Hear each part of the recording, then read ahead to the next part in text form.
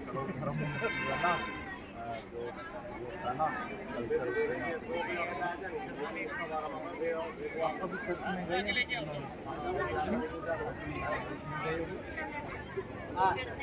काम मतलब समाज के लिए क्या मैसेज आपका धर्म के हिसाब से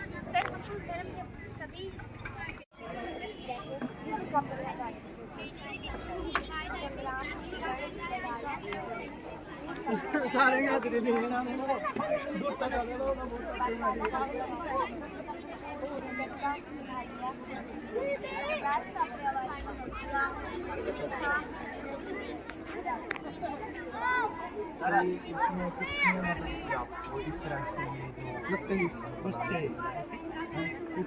किसने हेल्प किया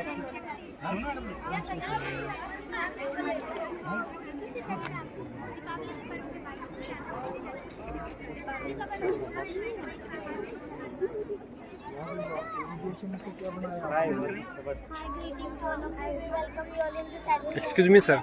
Please just. कुसुम बालक बच्चा लड़का शिशु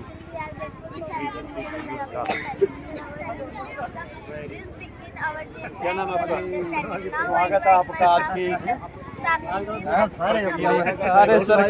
अरे सर क्या जो ना आपकी नगरी है, आपका जो ना सेवादार हम तो जो ना सेवक है।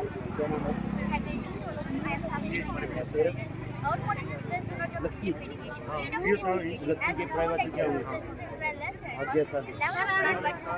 ठीक पढ़ता हूँ अभी ठीक पढ़ता है। रिजल्ट तो बहुत खराब आ रहा है इस बार।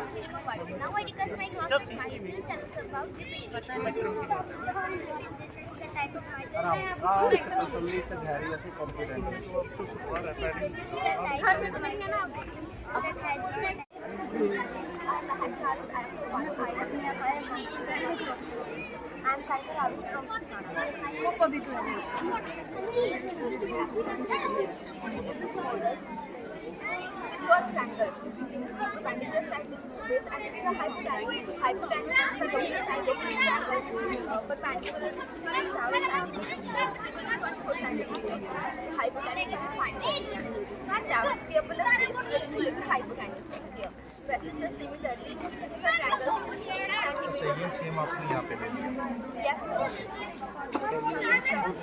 बोलो बोलो बोलो बोलो बोलो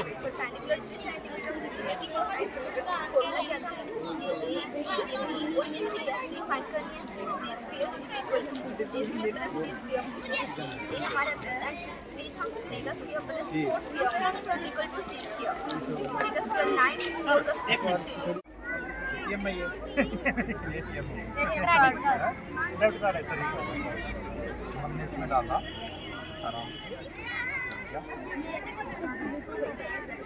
डालना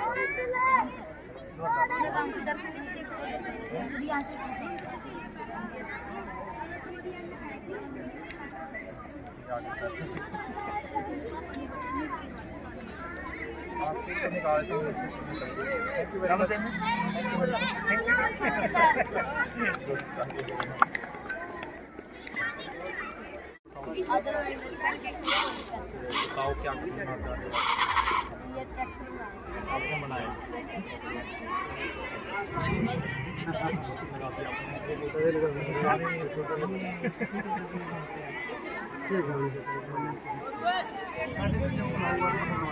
नाम क्या रखा है इसका ट्रैक्टर का आपने सोचा नहीं? ये आइडिया कैसे है आपके माइंड में बेटा? ट्रैक्टर बनाने का आइडिया क्यों आया आपको? कैसे कहाँ से सीखा? कहाँ से सीखा? मैं एक गाड़ी लेके आई थी मोटर वाली, वो मेरे से खराब हो गई। फिर मैंने उसको खुद करके फिर आवाज बढ़िया चला के दिखाओ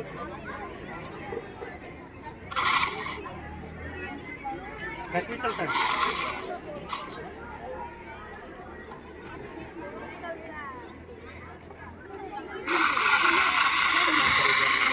बैक लेके आओ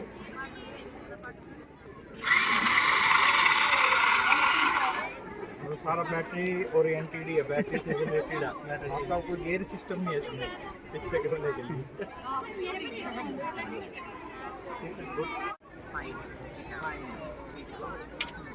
थीटा क्या थीटा एंगल, अच्छा एंगल को थीटा बोलते हैं। और ये कोस यहाँ से then theta cos theta theta आज सर आज इसी के लिए 1 2 3 4 5 6 है ये आपके प्लस 6 है थोड़ी पीछे से प्लस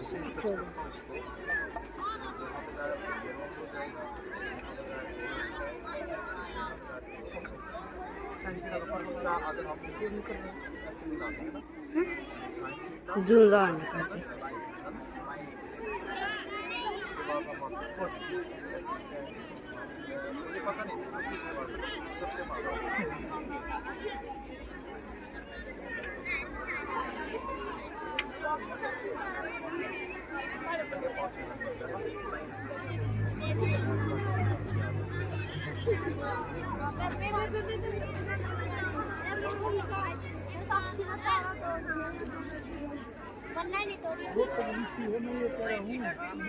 ये बैठ ले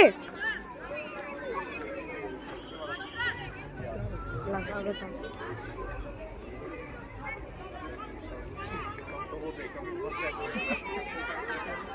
तो थोड़ा कोई चाहिए सब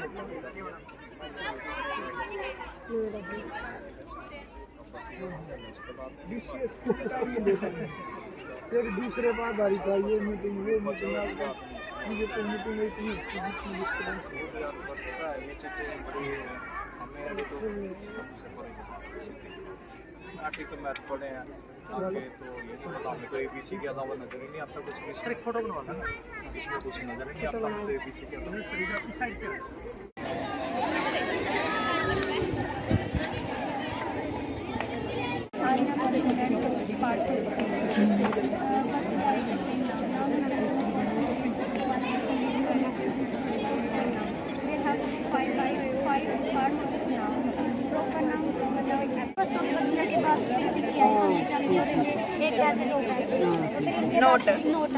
नोटों के बाद ये एटीएम डेबिट क्रेडिट कार्ड आए और बिन के बाद डिजिटल माध्यम चला हुआ फोन के माध्यम से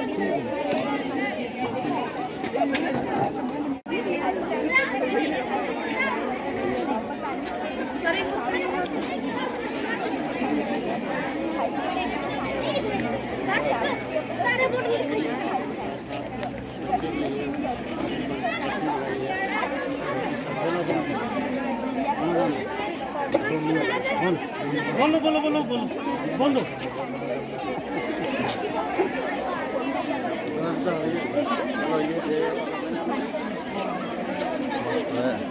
और की क्या है ठीक है तुम सुनाओ की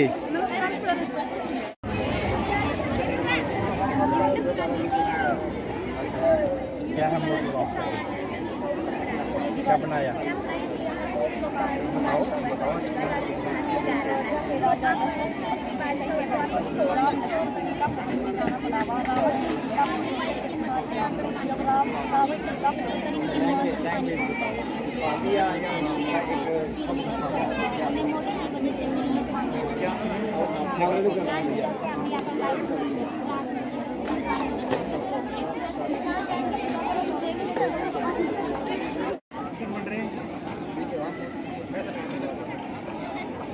ठीक है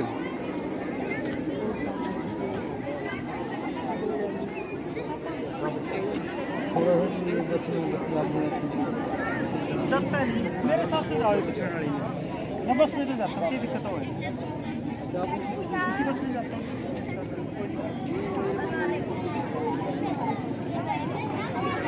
कैसी रही आपकी एक्सप्लेनेशन अच्छी रही मूंगफली तो नहीं खाई किसी ने? चलो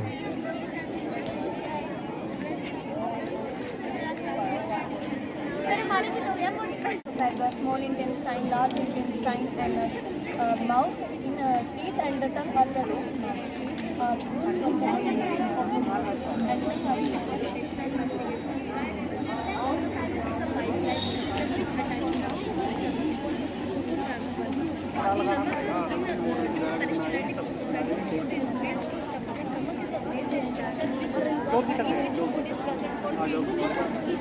it secrete HCl and pepsin. Salivary gland is the small gland of digestive system. This pepsin in this secretion of billion microglia are present. It is of 7.5 centimeter. The largest gland of it is the largest gland of digestive system. It secretes bile. It is very common.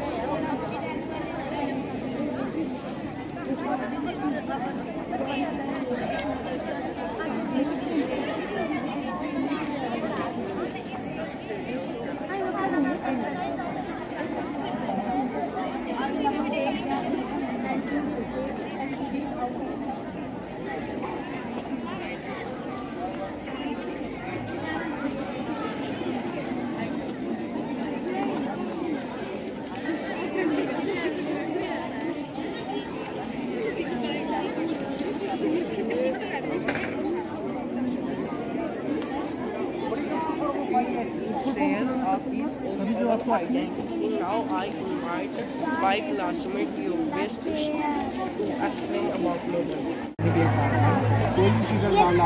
Yes, इसका square और ये इसका square photo बना लो और घुमाया होगा बच्चों ने अपने आपने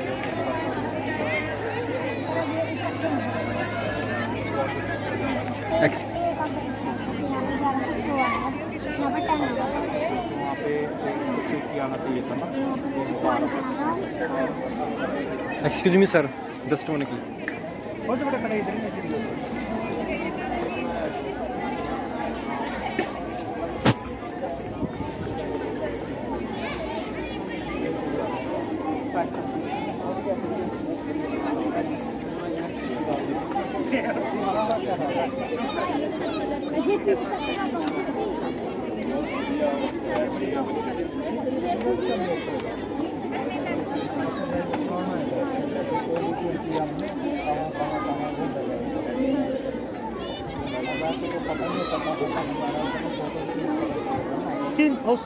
खाना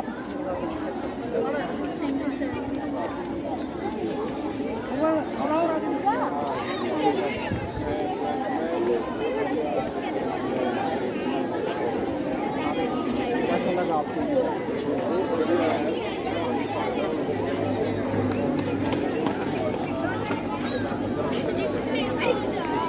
टीचर को बुलाओ, 2 4 को फोटो बनवा लेंगे। टीचर को बुला लो, इसके साथ खुद कर रहे हैं और उसी से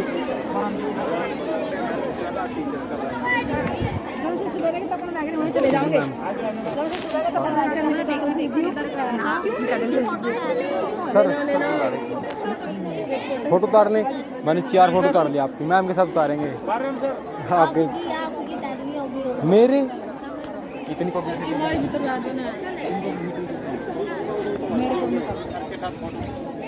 संदेश में तो बुला लो।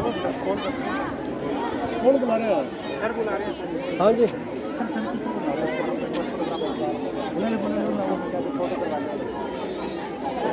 के साथ फोटो ले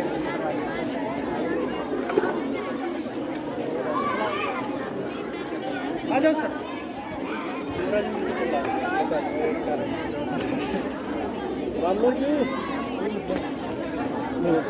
हाँ ग्रुप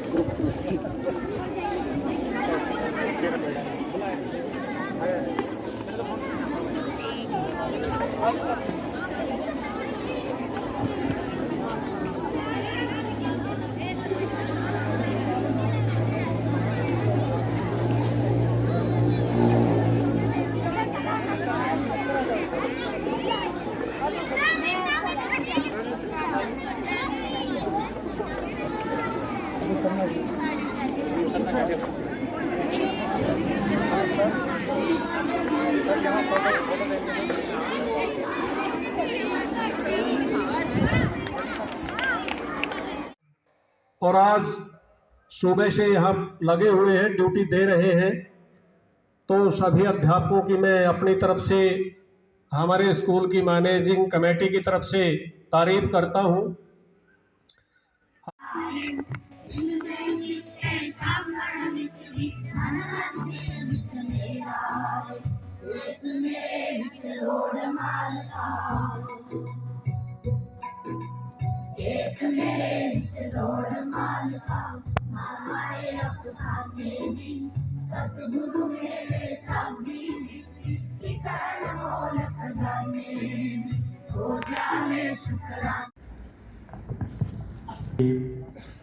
मान सम्मान के योग्य आदरणीय श्री राजेंद्र सिंह बाल्यान जी, जो यहाँ के एमडी हैं, मैनेजिंग डायरेक्टर साहब हैं, श्री ओम प्रकाश जी जो कि स्कूल के प्रिंसिपल हैं, सभी स्टाफ के, हमारे जो टीचर वर्ग के साथी हैं, सभी हमारे अन्य स्टाफ, क्योंकि वो ज़्यादा लाइट में नहीं रहते हैं, वो थोड़ा पर्दे के पीछे ज़्यादा काम करते हैं, वे सभी, और सबसे ज़रूरी हमारे जो बीच में आप बैठे हो प्यारे प्यारे बच्चों, आप सभी को मेरा सादर प्रणाम, सभी को मेरा नमस्कार।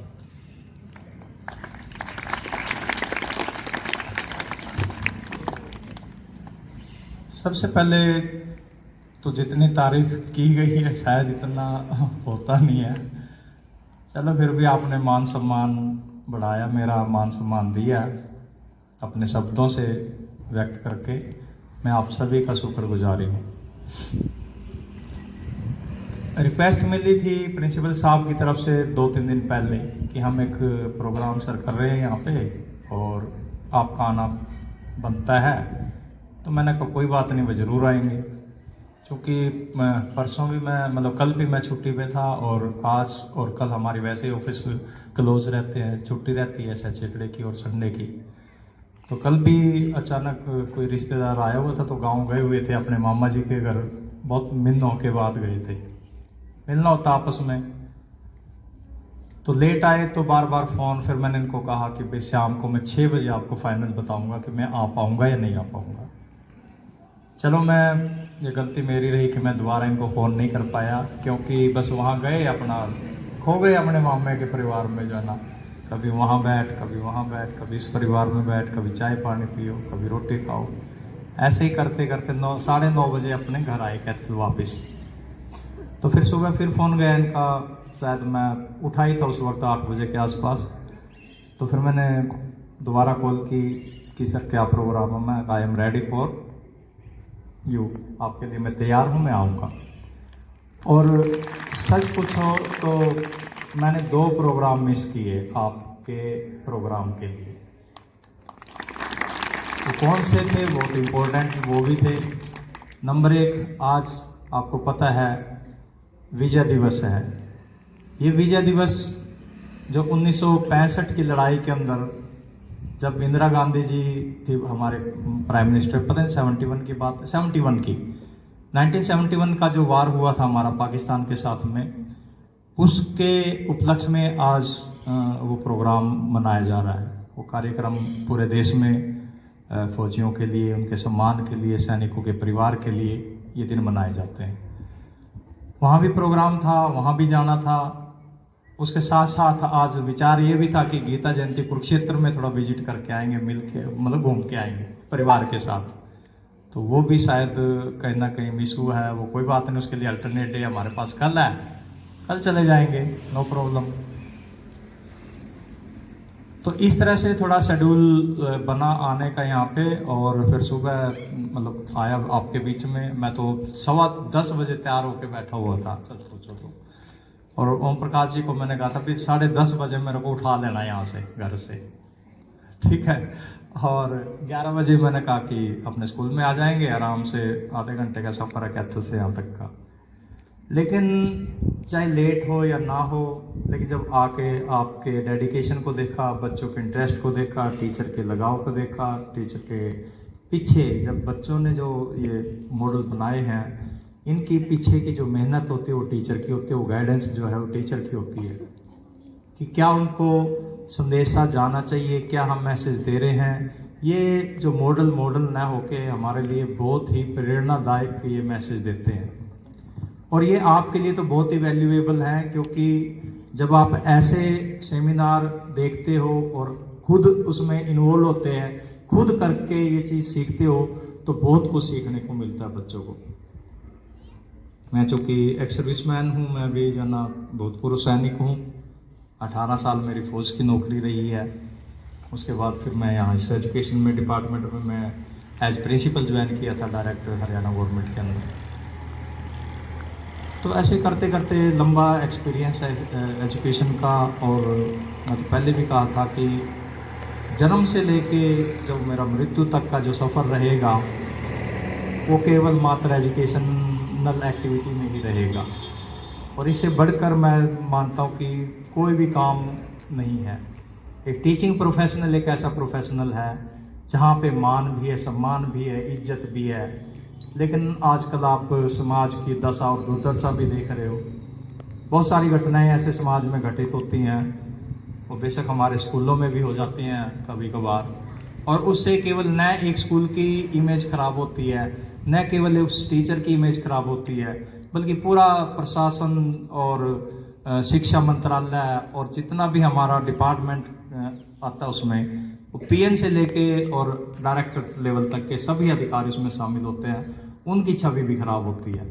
पेपरों में निकल जाता है कि इस फलाने स्कूल में ये घटना घटी है, वो किसी पर्टिकुलर को नहीं देखते, फिर उसका जो नेशनल लेवल पे वो प्रचार हो जाता है कि हाँ भाई इस घटना का असर उस डिस्ट्रिक्ट में न रह के पूरे स्टेट और पूरे नेशनल लेवल तक वो खबर चली जाती है और वहाँ पे हमारी इमेज जो है ना बहुत ख़राब हो जाती है। तो मैं नहीं चाहता कि किसी भी स्कूल में ऐसी कोई घटनाएं हों किसी भी प्रकार की, जिससे कि हमारी छवि, हमारे पेरेंट्स की छवि, हमारे बच्चों की छवि, हमारे स्कूल प्रशासन की छवि, हमारे पूरे एजुकेशन डिपार्टमेंट की छवि खराब हो। और बुराई 1 मिनट में जो है फैल जाती है, अच्छाई को फैलने में बहुत समय लग जाता है। बुराई के रास्ते जब हम चलते हैं तो उसका जो जीवन है बुराई का वो बहुत ही शॉर्ट है एकदम से, लेकिन अच्छाई के जब रास्ते पे आप चलोगे तो उसके ऊपर आपको लंबा चलना पड़ेगा, स्ट्रगल भी करना पड़ेगा, बहुत सारी मुसीबतें आएंगी, प्रॉब्लम्स आएंगी, लेकिन जो इंसान उन प्रॉब्लम्स को, उन बाधाओं को पार करके आगे चलता है वही सही मायने में लीडर होता है, वही सही मायने में इंसान होता है। तो बहुत अच्छा लगा जब बच्चे छोटे छोटे आपके देखा, बीच में मैंने 3rd क्लास के बच्चे इतने बढ़िया तरीके से प्रेजेंटेशन दे रहे हैं और मैं तो कहूँगा कि मेरे से भी अच्छी इंग्लिश बोल रहे थे वो, जो ना हम तो इतने शायद स्टैंडर्ड की इंग्लिश बोल भी ना पाए। वो 3री क्लास के बच्चे वो EVS पे प्रेजेंटेशन दे रहे हैं, वो किसी दूसरे पर्यावरण पे दे रहे हैं, नाउन प्रोनाउन पर्यायवाची, पता नहीं क्या क्या आपने मॉडल तैयार किए हैं। और कोशिश ये रही कि भी मैं फुल टाइम यहाँ पे बिताऊँ, फुल टाइम आपके बीच में आया, फुल टाइम आपको दिया, फुल टाइम बच्चों से मैंने बातचीत की, इंटरेक्शन किया बच्चों से, वो थोड़ा उनको भी मोटिवेशन मिला होगा कुछ ना कुछ। और मैंने जब क्रॉस क्वेश्चन किए, जानबूझ के कुछ ऐसे क्वेश्चन भी डाले सिर्फ ये देखने के लिए कि बच्चे के अंदर लगन कितनी है, बच्चे कितनी मेहनत करके आए हैं यहाँ तक। आपने देखा होगा कुछ क्रिटिकल क्वेश्चन भी मैंने डाले आपके बीच में, वो जानबूझ के डाले गए थे, ठीक है। तो सबसे बड़ी बात होती है कि आजकल की जो पढ़ाई है वो क्रिटिकल थिंकिंग की है। अगर हमने एडवांसमेंट की तरफ हम देख रहे हैं तो वो आपको क्रिटिकल थिंकिंग के अनुसार चलना पड़ेगा आगे लेके लर्निंग को अपनी। आजकल वो पढ़ाई खत्म हो चुकी है जो रट्टाफिकेशन की होती थी। आजकल जब तक आप टीचिंग लर्निंग के अंदर अंडरस्टैंडिंग यूज नहीं करोगे, एक टीचर जब पढ़ा रहा है क्लास में, वो बच्चों को जब टीच कर रहा है या उसको लर्निंग कुछ करवा रहा है तो वो अंडरस्टैंडिंग बच्चों में जानी चाहिए। जब तक बच्चे की अंडरस्टैंडिंग नहीं बन पाएगी, आप कितने भी अपना जोर लगा लो, वो आप उस लेवल पे नहीं पहुंच पाएंगे। तो क्रिटिकल थिंकिंग के साथ साथ क्या है, जैसे अनसीन पैसेज होते हैं इंग्लिश के अंदर या हिंदी में भी आते हैं। हिंदी के कौन है आप में से टीचर? हिंदी का टीचर कौन है? सुनील जी। और इंग्लिश के? इंग्लिश के अच्छा, तो आपने देखा होगा कि जब मैट्रिक एग्जाम में या 12th के एग्जाम में या बीच के जो छोटी क्लासेज हमारी जो होम क्लासेज होती है, जिसको हम 6ठी 8वीं 7वीं 9वीं 11वीं बोलते हैं, जब अनसीन पैसेज आता है, अनसीन पैसेज आता है इंग्लिश के अंदर, एक पैरा आ जाता है किसी भी चैप्टर से, उसमें कुछ नीचे क्वेश्चन दे दिए जाते हैं और उन क्वेश्चन का आंसर लेना होता है। आज से पहले जब हमारे समय की पढ़ाई होती थी, हम तो ये देखते थे कि भी इस क्वेश्चन में से एक आधा अक्षर कौन सा मिलता ऊपर उस पैसेज में से, अगर एक अक्षर भी मिल गया तो उसी को लिख देते थे, उसी लाइन को लिख देते थे। लेकिन अनसीन पैसेज का मतलब ये नहीं होता कि आप सिर्फ एक है ना उसको शब्द को देखो और आप उसका आंसर दो। आज अनसीन पैसेज का मतलब कि क्रिटिकल थिंकिंग के हिसाब से आपने उसका जवाब देना है, आपने अपने तरीके से जवाब देना, आपने उसमें ग्रामर का यूज करते हुए जवाब देना। हमें तो ये नहीं पता होता था कि इसमें टू भी बदलना है या दा भी बदलना है, इसमें कुछ और लगानी है कि नहीं लगानी है। शायद उस लेवल की पढ़ाई नहीं हुआ करती होगी या उस टाइप के हमें टीचर नहीं मिले होंगे। लेकिन बदलाव आया है धीरे धीरे, समय के अनुसार पढ़ाई का माहौल बदला है, स्टैंडर्ड बदला है, मैथडोलॉजी बदली है, टीचर की भी बदली है, सिलेबस भी बदलता जा रहा है। अब मैथ है, हमारे समय में तो वही लाभ हानि क्षेत्रफल है ना, ये होते थे, हाँ जी, समय कमा। और आज देखो तो ये शब्द ढूंढने को नहीं मिलते मैथ में। हमें तो मैट्रिक क्या 9वीं 8वीं में भी ABC के अलावा दिखाई नहीं देता कुछ भी मैथ का। तो आज देखा मॉडल में बहुत सारे साइंटिस्ट मिले हमें, बहुत सारे मैथमेटिशियन मिले, बहुत सारे अंग्रेजी के विद्वान मिले बच्चे, बहुत सारे EVS के मिले, बहुत SST के मिले। ऐसा कोई सब्जेक्ट बचा ही नहीं जिसके ऊपर मॉडल आपने तैयार नहीं किया हो। तो बड़ी खुशी हुई देख के जो ना। और यही काम मैं डाइट में था, मैं बता रहा था, कुलदीप जी और ये करम सिंह जी जो है मेरे साथ रहे हैं, यानी हमारे अंडर इन्होंने JBT का डिप्लोमा किया है दोनों ने। और वहाँ पे भी ये जितना आप देख रहे हो स्टॉल और ये सारे, ये इनसे हमने करवाए हुए, मैंने खुद करवाए हुए इनसे जो है ना, एग्जाम्पल आपके सामने। और लास्ट लेवल पे किया था, ऐसा नहीं मतलब फॉर्मलिटीज पूरी कर लिया बस नॉर्मल तरीके से। बड़े इंटरेस्ट के साथ इन्होंने रोल जो ये मॉडल तैयार किए, एक्टिव जो मॉडल होते हैं, लाइव मॉडल होते हैं, वो तैयार किए। बहुत अच्छा गया था समय वो भी। जो तो बहुत समय हो चुका है आपका, बहुत सुबह से बच्चे भी खड़े परेशान हो रहे होंगे। जो बोर तो नहीं हुए आज के इस प्रोग्राम में? कितने हुए हैं? कोई हुआ है? किसी को अभी भी घर जाने की चिंता कि बस छोड़े सर और भागे यहाँ से जो ना है?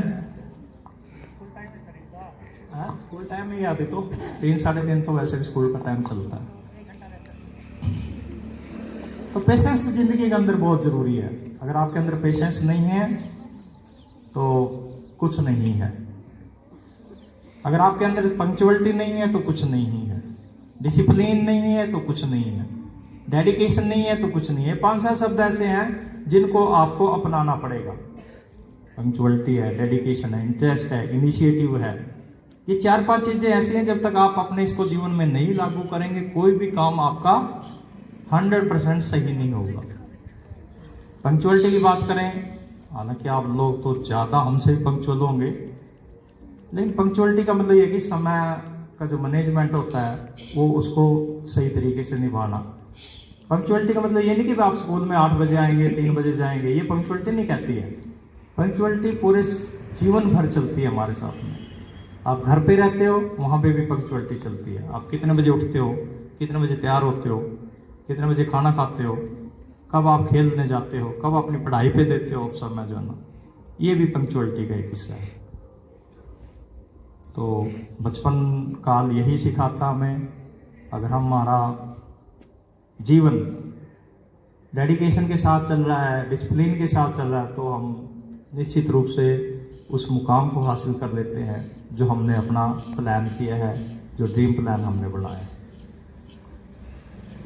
कई बच्चों से कैरियर की भी बात की मैंने कि क्या आप बनना चाहते हो। कईयों ने कुछ कहा, एक बच्चे ने कहा मैं CA बनना चाहती हूँ। फिर मैंने पूछा उनसे कि भाई आप हमें वो रास्ता बताएं कि CA तक आप पहुँचेंगे कैसे, क्या आपको वो पाथवे पता है?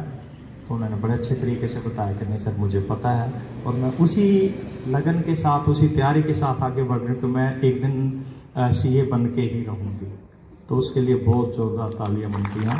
नाम मुझे नहीं याद आ रहा वो बीच में, हाँ, श्रुति ने ये शब्द कहे थे मेरे साथ। और भी कई बच्चों से पूछा मैंने, कईयों ने, 3 बच्चों ने वो सामने खड़ी थी जो, उन्हें कहा कि हम IIT में जाना चाहते हैं। तो ये एक लगन दिखाती है बच्चों की अभी से, क्योंकि देखिए 9वीं क्लास से लेके 12वीं क्लास तक का ही सफर है आपका जिंदगी के उस मुकाम को हासिल करने के लिए।